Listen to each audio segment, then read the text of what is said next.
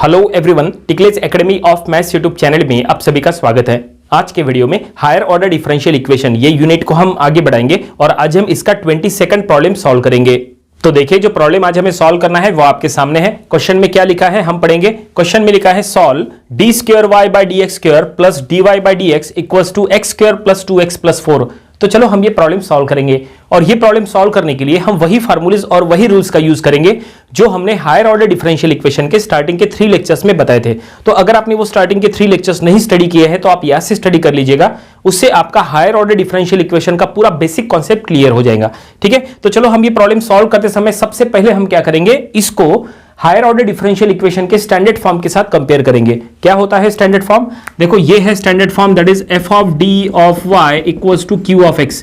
ये है higher order differential equation का स्टैंडर्ड फॉर्म। और यहां पे चेक करो, क्या ये गिवन डिफरेंशियल इक्वेशन क्या वो फॉर्म में है? नहीं है। इसका मतलब हमें इसको वो फॉर्म में कन्वर्ट करना पड़ेगा। ठीक है, यहां पे जो कैपिटल D है, कैपिटल D माने होता है that is d by dx, इसका मतलब डिफरेंशिएशन। ठीक है, तो यहां पे हम एक काम करेंगे, सबसे पहले इसको कैपिटल D के फॉर्म में सेट कर लेंगे। ठीक है, तो ये हम यहां पे लिख लेंगे given differential equation. Given differential equation क्या दिया है, that is d square y by d x square plus d y by d x plus x square plus twice x plus of 4। और इसको अगर कैपिटल D के form में लिखना है जैसा हमने कहा, तो ये हो जाएगा d square y plus d y equals to again x square plus twice x plus of 4। ठीक है, और यहां पे अब एक काम करो, लेफ्ट साइड में y कॉमन ले लो, तो ये हो जाएगा d square plus D of y। देखो हमने y यहां पे लेफ्ट साइड में कॉमन ले लिए और अब राइट साइड जो है वो एज इट इज रखो, x square plus twice x plus 4। ठीक है, हमने यहां तक इसको सॉल्व किए हैं। अब चेक करो, अब क्या ये डिफरेंशियल इक्वेशन वो हायर ऑर्डर डिफरेंशियल इक्वेशन के स्टैंडर्ड फॉर्म में आ चुका है? बिल्कुल, देखो ये दोनों को अब कंपेयर करो, दोनों बिल्कुल सेम टू सेम है। इसका मतलब ये है हायर ऑर्डर डिफरेंशियल इक्वेशन का स्टैंडर्ड फॉर्म। ठीक है, यहां पे देखो f of d of y equals to q of x। देखो ये जो ब्रैकेट है ये f ऑफ d के प्लेस पे है, f of d of y equals to ये राइट साइड में ये जो कुछ भी है ये पूरा q ऑफ x है। ओके, तो चलो अब हम यहां पे हमने इसको हायर ऑर्डर डिफरेंशियल इक्वेशन के स्टैंडर्ड फॉर्म में ला लिए। अब क्या करना है, अब हमें इसको सॉल्व करके इसके थ्रू हमें 2 सॉल्यूशंस निकालने हैं। पहला रहेगा कॉम्प्लीमेंट्री फंक्शन और दूसरा रहेगा पर्टिकुलर इंटीग्रल। ये 2 सॉल्यूशंस पहले निकालेंगे और फिर एट द लास्ट ये दोनों सॉल्यूशंस को हम ऐड करेंगे तो हमें जनरल सॉल्यूशन मिल जाएगा और फिर प्रॉब्लम कंप्लीट हो जाएगा। ठीक है, तो चलो पहला सॉल्यूशन निकालते हैं, कॉम्प्लीमेंट्री फंक्शन। लेकिन पहला सॉल्यूशन निकालते समय सबसे पहले हमें ऑक्सिलरी इक्वेशन तैयार करना होता है। ऑक्सिलरी इक्वेशन का स्टैंडर्ड फॉर्म क्या है, देखो ऐसा है, f of d equals to 0। हमें सिर्फ क्या करना है, f ऑफ d को 0 के साथ इक्वेट करना है, तो वो हमारा ऑक्सिलरी इक्वेशन बन जाता है। ऑक्सिलरी इक्वेशन के फिर हम रूट्स फाइंड आउट करेंगे तो हम कॉम्प्लीमेंट्री फंक्शन का इक्वेशन बना सकते हैं। ठीक है, तो चलो यहाँ पे ऑक्सिलरी इक्वेशन लिखेंगे, हम यहाँ लिखेंगे AE it means auxiliary equation. Exam में लिखते समय आप पूरा ऑक्सिलरी इक्वेशन ऐसा लिख लेना, AE ऐसा मत लिखना। ठीक है, तो यहाँ पे हमने कहा था ब्रैकेट को 0 के साथ इक्वेट करो, तो हम लिखेंगे d square plus d equals to 0। देखो हमने ब्रैकेट को 0 के साथ इक्वेट किए तो ये हमारा ऑक्सिलरी इक्वेशन बन गया। और अब हम इसके रूट्स फाइंड आउट करेंगे, तो इसके जो रूट्स रहेंगे उसका टाइप चेक करके फिर हम कॉम्प्लीमेंट्री फंक्शन का इक्वेशन बना सकते हैं। तो इसके रूट्स कैसे निकालेंगे, देखो यहाँ पे एक काम करते हैं, दोनों में से d कॉमन ले लो। ठीक है, तो अगर आप d कॉमन लेंगे तो कुछ ऐसा हो जाएगा, d प्लस 1 इक्वल्स टू 0। देखो हमने d कॉमन ले लिए। ओके, और अब क्या कर सकते हैं, देखो यहां पे हम ऐसा लिख सकते हैं कि d equals to 0 and d plus 1 equals to 0, ऐसा लिख सकते हैं। ओके, तो यहां पे पहला रूट हो गया 0, तो हम लिखेंगे यहां पे d इक्वल्स टू 0 और दूसरा रूट हम यहां पे लिखेंगे d इक्वल्स टू -1। देखो यहां पे हमें 2 रूट मिल चुके हैं, एक है 0 और दूसरा है -1। ठीक है, तो इस तरह से ये हमने आसानी से ये ऑक्सिलरी इक्वेशन के रूट्स फाइंड आउट कर लिए। और अब हमें ये रूट का टाइप चेक करना है। रूट का टाइप क्या है, तो ये 0 और -1 ये रियल एंड डिफरेंट में आता है। देखो 4 टाइप के रूट्स हो सकते हैं, real and different, real and equal, imaginary and different and imaginary and equal. ये 4 टाइप के रूट्स हो सकते हैं। ठीक है, तो उसके थ्रू कॉम्प्लीमेंट्री फंक्शन का इक्वेशन अलग अलग टाइप से बनता है। वैसे इसके पहले ऑलरेडी हमने कॉम्प्लीमेंट्री फंक्शन के ऊपर एक स्पेशल वीडियो बनाए थे स्टार्टिंग में, वो वीडियो आप देख लेना, आपका कॉम्प्लीमेंट्री फंक्शन का पूरा बेसिक कॉन्सेप्ट क्लियर हो जाएगा। ठीक है, तो यहां पे ये रियल एंड डिफरेंट है, तो इसके लिए इक्वेशन कुछ ऐसा बनेगा। देखो हम यहां पे लिखेंगे CF it means complementary function का इक्वेशन। तो ये ऐसा रहेगा, that is C1 e to the power 0x plus C2 e to the power -x। देखो ये हमने कॉम्प्लीमेंट्री फंक्शन का इक्वेशन लिख लिए इसके लिए। ठीक है, वैसे ये e टू द पावर 0 ऐसा लिखने की जरूरत नहीं है, आप directly C1 plus C2 e to the power -x ऐसा लिखे तो भी चलेगा। देखो हम वही यहाँ पे नेक्स्ट स्टेप में लिख लेंगे, that is C1 plus C2e⁻⁻x ऐसा हम लिख लेंगे। तो यही हमारा कॉम्प्लीमेंट्री फंक्शन का इक्वेशन बन चुका है। ठीक है, ये स्टैंडर्ड फॉर्म है, काफी आसानी से ये हमने इक्वेशन लिख लिए। जो भी रूट्स ये होते हैं, ये रूट्स बस आपको एक्सपोनेंशियल के पावर में लिख लेना है एज एक्स का कोएफिशिएंट। तो काफी आसानी से ये हमने लिख लिए, CF का इक्वेशन बन चुका है। तो पहला सॉल्यूशन मिल गया CF, और अब दूसरा सॉल्यूशन फाइंड आउट करेंगे। दूसरा सॉल्यूशन है PI, it means particular integral. तो चलो PI फाइंड आउट करेंगे। PI that is particular integral, और PI फाइंड आउट करने के लिए फार्मूला ऐसा होता है 1/f of d into Q of x. देखो ये फार्मूला है 1/f of d into Q of x. अब ये f ऑफ d और q ऑफ x क्या है? तो देखो ये हमने जो स्टैंडर्ड फॉर्म बताए थे उसमें f of d q of x का प्लेस देखो, और उसका स्टैंडर्ड फॉर्म हमने यहां पे तैयार किए थे। तो ये जो ब्रैकेट है ये f ऑफ d है, और इक्वल्स टू के राइट साइड में ये पूरा q ऑफ x है। इसका मतलब ये d स्क्वायर प्लस d, ये हम यहां पे पुट कर लेंगे। तो चलो हम यहां पे लिख लेंगे d स्क्वायर प्लस d। तो ये हमने लिख लिया d square plus d as F of D, और अब इंटू क्यू ऑफ एक्स के जगह हमें ये पूरा इक्वेशन लिखना है x square plus 2x plus 4। तो चलो ये हम यहां पे लिख लेंगे, ये इसको हमें ब्रैकेट में लिख लेना है। तो हम लिखेंगे x square plus of 2x plus of 4। देखो इस तरह से ये हमने लिख लिए। PI फाइंड आउट करने के लिए ये हमने फॉर्मेट तैयार कर लिए, और अब हमें इसको सॉल्व करना है। तो PI फाइंड आउट करते समय आपको अब PI की जानकारी होना चाहिए। इसके पहले ऑलरेडी हमने PI के ऊपर भी एक स्पेशल वीडियो बनाए थे, वो वीडियो आप देख लेना, उससे आपका PI का पूरा बेसिक कॉन्सेप्ट क्लियर हो जाएगा। क्योंकि PI फाइंड आउट करते समय इसमें यूज होने वाले 6 केसेस की जानकारी आपको होना चाहिए। वो 6 केसेस अगर आपको पता है तो आप आसानी से PI निकाल सकते हैं। ये देखो यहाँ पे जो ये ब्रैकेट के अंदर जो कंटेंट लिखा है इसके तरफ आप ध्यान दो, ये कौन सी केस में आता है? ये केस आपको पहचानते आना चाहिए। तो ये जो x square plus 2x plus 4 है, तो ये केस 3 में आता है। हम इसको केस 3 से सॉल्व करेंगे। केस 1 में क्या होता है? यहाँ एक्सपोनेंशियल होता है। केस 2 में क्या होता है? यहाँ पे sin ax या cos ax ऐसा हो सकता है। और केस 3 में x to the power m के फॉर्म में कुछ भी हो सकता है। तो यहाँ पे देखो x to the power m के फॉर्म में है, यहाँ पे भी है। इसका मतलब हम इसको केस 3 लेके सॉल्व करेंगे। देखो केस 3 का स्टैंडर्ड फॉर्म ऐसा है, that is PI equals to 1/f of d into x to the power m। देखो ये है standard form, that is case 3 का स्टैंडर्ड फॉर्म। ठीक है, 1/f of d into x to the power m। तो x to the power m देखो यहाँ पे m का वैल्यू 2 है, यहाँ पे ये x to the power m के फॉर्म में है, ये भी x to the power m के फॉर्म में है। इसका मतलब ये केस 3 में आता है। तो रूल क्या है?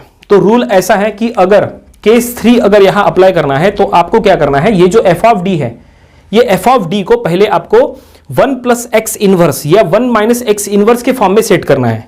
देखो इसका क्या मतलब है, यहां पे हम आपको बता रहे हैं, इसको बाइनोमियल सीरीज या बाइनोमियल थ्योरम ऐसा भी कह सकते हैं। ठीक हो, देखो इस तरह से ये हम यहां लिख रहे हैं 1 प्लस एक्स इनवर्स या 1 माइनस एक्स इनवर्स, ये फॉर्म में आपको सेट करना है। ये जो 1/f ऑफ d है इसको, तो इसका एक्सपांशन क्या होता है? देखो 1 प्लस एक्स इनवर्स का एक्सपांशन ऐसा होता है 1 minus x plus x square minus x cube plus इस तरह से, और ये 1 माइनस एक्स इनवर्स का होता है 1 plus x square plus x cube plus इस तरह से। देखो ये है बाइनोमियल थ्योरम या बोलो बाइनोमियल सीरीज एक्सपांशन। ठीक है, आपको क्या करना है, जब कभी भी केस 3 अप्लाई करना है तो ऐसे में जो भी 1/f ऑफ d है उसको 1 प्लस एक्स इनवर्स या 1 माइनस एक्स इनवर्स के फॉर्म में सेट करना है। एक बार वो सेट हो गया फिर बाइनोमियल सीरीज बन जाएंगी और फिर आसानी से प्रॉब्लम सॉल्व हो जाएगा। देखो यहां पे हम केस 3 अप्लाई कर रहे हैं, हम ये आपको सॉल्व करके बता रहे हैं। तो हमने क्या कहा, यहां ये जो 1/f ऑफ d है इसको हमें ये फॉर्म में सेट करना है। अब इसको कैसे सेट करेंगे? देखो यहां पे है 1 प्लस एक्स इनवर्स, दोनों में कॉमन क्या है? 1 है। तो हम एक काम करेंगे, यहां पे पहले 1 लेके आएंगे। 1 कैसे आएगा?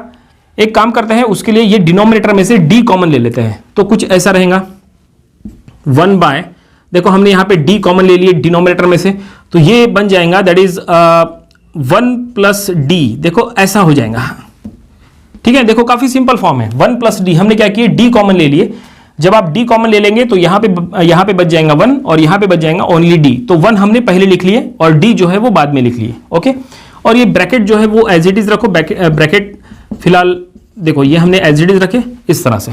ओके, और अब हम इसको इनवर्स के फॉर्म में लिख सकते हैं। तो ये हम यहाँ पे 1/d को हम बाहर ले लेंगे, ये जो d है उसको हमने बाहर ले लिए एज अ 1/d इंटू ये जो 1 प्लस d है।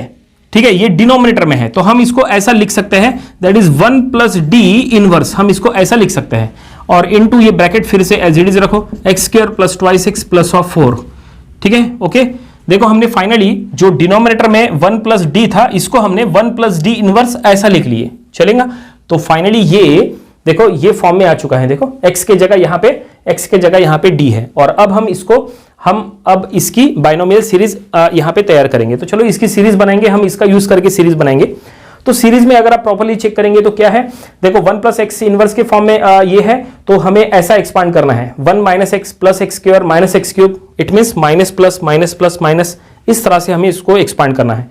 और आप चाहे तो इसको कितना भी एक्सपांड करो, जैसे x square, x cube, x to the power 4, x to the power 5, 6, 7, आप चाहे तो जितना चाहे उतना उसको एक्सटेंड करो। लेकिन ये कैसे समझ में आएगा कि उसको कितना एक्सटेंड करना है, तो इसको समझना काफी आसान है। देखो यहां पे ये ब्रैकेट के अंदर जो कंटेंट दिया है उसको चेक करो, इसको देखो कि इसको आप कितने बार डिफरेंशिएट कर सकते हैं। ये ब्रैकेट को आप ज्यादा से ज्यादा 2 बार डिफरेंशिएट कर सकते हैं। तीसरे बार ये ब्रैकेट को डिफरेंशिएट करने को जाएंगे तो ब्रैकेट का आंसर 0 हो जाएगा। तीसरे बार ये डिफरेंशिएट नहीं होगा, सिर्फ 2 ही बार डिफरेंशिएट हो जाएगा। तो हम एक काम करेंगे, हम इसको ज्यादा से ज्यादा डी स्क्वायर तक एक्सटेंड करेंगे। आप चाहे तो चलो एक और टर्म डी क्यूब तक एक्सटेंड करो, उससे ज्यादा एक्सटेंड मत करो क्योंकि वो सॉल्व ही नहीं होगा। ठीक है, तो ये हम यहां पे लिख लेंगे 1/d, ये एज इट इज रखो। ठीक है, और अब देखो यहां पे हम सीरीज बनाएंगे, तो ये हम यहां पे इसको ब्रैकेट में दे देंगे। ये सीरीज ऐसा रहेगा -1 minus D plus D square minus D cube. देखो और ज्यादा एक्सटेंड नहीं करना है, ये सफिशिएंट है हमारे हिसाब से। डी क्यूब भी लिखने की जरूरत नहीं है, लेकिन अगर लिख लिए तो भी कोई फर्क नहीं पड़ता। देखो हमने यहां पे सीरीज बना लिए, हमें सिर्फ 1 minus D plus D square, सिर्फ हमें यही काम का है। ये डी क्यूब कोई काम का नहीं है, क्योंकि डी क्यूब मतलब 3 बार डिफरेंशिएशन, और 3 बार डिफरेंशिएशन ये ब्रैकेट का हो ही नहीं सकता। ये ब्रैकेट का सिर्फ 2 ही बार डिफरेंशिएशन हो सकता है, क्योंकि यहाँ पे एक्स स्क्वायर है। एक्स स्क्वायर का सिर्फ 2 ही बार डिफरेंशिएशन होता है, तीसरे बार करने को जाएंगे तो 0 हो जाएगा। तो ये जो टर्म है ये वैसे भी कोई काम का नहीं है। नेक्स्ट जो हम स्टेप लिख लेंगे उसमें डी क्यूब को हम शो नहीं करेंगे, सिर्फ हम डी स्क्वायर तक ही शो करेंगे। ओके, और अब ये जो ब्रैकेट है ये एज इट इज हम यहाँ पे लिख लेंगे। तो ये है ब्रैकेट के अंदर, that is x square plus of twice x plus of 4। ठीक है, इस तरह से। और अब इसके बाद की स्टेप्स देखो क्या है। अब हमें क्या करना है, ये ब्रैकेट से अंदर के सभी टर्म्स को हमें मल्टीप्लाई करना है। ठीक है, हम ये ब्रैकेट से ये 1 को पहले मल्टीप्लाई करेंगे, फिर ये d से मल्टीप्लाई करेंगे, फिर ये d स्क्वायर से मल्टीप्लाई करेंगे। ठीक है, सभी टर्म्स के साथ हम मल्टीप्लाई करेंगे। d क्यूब के साथ मल्टीप्लाई नहीं किए तो भी चल जाएगा, क्योंकि अब हमने जैसा कहा था कि ये d क्यूब जो है कोई काम का नहीं रहेगा, क्योंकि ये ब्रैकेट का डिफरेंशिएशन 0 होगा। ठीक है, तो चलो हम अंदर में सभी टर्म्स के साथ हम यहां मल्टीप्लिकेशन कर लेते हैं। तो ये कुछ ऐसा रहेगा, 1/d बाहर में है। ठीक है, और ये ब्रैकेट के अंदर देखो, ये 1 को जब आप ये ब्रैकेट से मल्टीप्लाई करेंगे तो चलो ये ऐसा रहेगा, x square plus of twice x plus of 4। देखो 1 से हमने मल्टीप्लाई कर लिए, माइनस डी, देखो d से मल्टीप्लाई कर लेंगे तो d into x square plus of twice x plus of 4। ठीक है, और ये d स्क्वायर से मल्टीप्लाई कर लेंगे प्लस d स्क्वायर। ठीक है, तो ये bracket again x square plus of twice x plus of 4। ठीक है, बस इतना ही एक्सटेंड करो। ठीक है, और इसके साथ ये जो है इसका डिफरेंशिएशन 0 हो जाएगा। ठीक है, हम यहाँ पे 0 लिख लेंगे, और अब हम आगे बढ़ेंगे और यहाँ पे ये ब्रैकेट के अंदर जो है पूरा सॉल्व कर लेंगे। 1/d अभी भी बाहर है। ठीक है, और ये जो पहला ब्रैकेट है ये एज इट इज रखो। तो पहला ब्रैकेट है x square plus of twice x plus of 4। ठीक है, अब हम यहाँ पे ब्रैकेट शो नहीं करेंगे, ब्रैकेट के अंदर का कंटेंट हम यहाँ पे एज इट इज रख लेंगे। और अब यहाँ पे ये ब्रैकेट के बाहर देखो d लिखा है, d इट मींस डिफरेंशिएशन। हमने आपको स्टार्टिंग में कहा था कि d माने d/dx होता है, तो d माने डिफरेंशिएशन। इसका मतलब ये ब्रैकेट के अंदर जो भी टर्म्स है उसको हमें डिफरेंशिएट करना है विद रिस्पेक्ट टू x। ठीक है, तो चलो हम यहाँ पे डिफरेंशिएट कर लेंगे अंदर में, और डिफरेंशिएट करने के साथ साथ ये जो माइनस है, माइनस से भी अंदर में मल्टीप्लाई कर लेंगे। तो ये हो जाएगा minus of twice x minus of 2। ठीक है, हो गया, यहाँ पे डिफरेंशिएशन हो गया। एक्स स्क्वायर का हो गया ट्वाइस एक्स, 2x का हो गया यहाँ पे ओनली 2, और 4 का डिफरेंशिएशन 0 क्योंकि वो कांस्टेंट है। और ये माइनस से मल्टीप्लाई किए तो ये टर्म माइनस और ये भी टर्म माइनस। ओके, और अब यहाँ पे देखो ये ब्रैकेट के अंदर हमें डिफरेंशिएशन करना है, लेकिन बाहर में देखो क्या लिखा है, डी स्क्वायर। इसका मतलब 2 बार डिफरेंशिएशन करना है। तो ये ब्रैकेट के अंदर 2 बार डिफरेंशिएशन करेंगे तो देखो क्या आएगा। जब आप ये ब्रैकेट के अंदर पहली बार डिफरेंशिएशन करेंगे तो आएगा ट्वाइस एक्स प्लस 2। चलो हमें काम करते हैं, इसको स्टेप वाइज कर लेते हैं। चलो ताकि आपको कंफ्यूजन ना हो, हम यहाँ पे पहले एक d ले लेते हैं और एक बार हम डिफरेंशिएशन कर लेंगे ट्वाइस एक्स प्लस 2। देखो पहली बार हमने डिफरेंशिएशन कर लिए, एक्स स्क्वायर का ट्वाइस एक्स, 2x का 2 और 4 का 0, ये हमने पहली बार डिफरेंशिएशन किए। और यहाँ पे एक और बार हमें डिफरेंशिएशन करना है। देखो एक हमने डी यहाँ पे बाहर रख लिया है और अब ये ब्रैकेट के अंदर एक और बार डिफरेंशिएशन करेंगे तो ट्वाइस एक्स का हो जाएगा 2 और ये 2 का हो जाएगा 0 क्योंकि ये कांस्टेंट है। देखो इसके बाद का जो है हम यहाँ पे लिखेंगे तो ये हम यहाँ पे कंटिन्यू कर रहे हैं, पी आई जो हम फाइंड आउट कर रहे हैं इक्वल्स टू, तो ये 1/d अभी भी बाहर है और ब्रैकेट के अंदर देखते हैं क्या रहेगा, ये x square plus twice x plus 4 ये हम एज इट इज लिख लेंगे, x square plus twice x plus 4, ठीक है। ये -2x-2 ये भी हम एज इट इज लिखेंगे -2x-2 और ये देखो ब्रैकेट के अंदर हमें एक बार डिफरेंशिएशन करना है तो इसका रिजल्ट क्या रहेगा, ओनली 2 रहेगा जैसा हमने कहा था। तो ये देखो हमने डिफरेंशिएट कर लिया है। चलो अब ये ब्रैकेट के अंदर थोड़ा सा इसको सॉल्व कर लेंगे। देखो +2 और -2 कैंसिल हो जाएगा, ये 2x और -2x यहाँ पे कैंसिल हो जाएगा और जो बचेगा वो हमें यहाँ पे लिखना है। तो 1/d बाहर है और यहाँ पे ये बचेगा एक्स स्क्वायर प्लस 4, बस इतना ही बचा है, ठीक है। लेकिन अभी भी जो पी आई है वो अभी भी कंप्लीट नहीं हुआ क्योंकि अभी भी यहाँ पे देखो एक जगह डी है, अब हमें इसको सॉल्व करना है।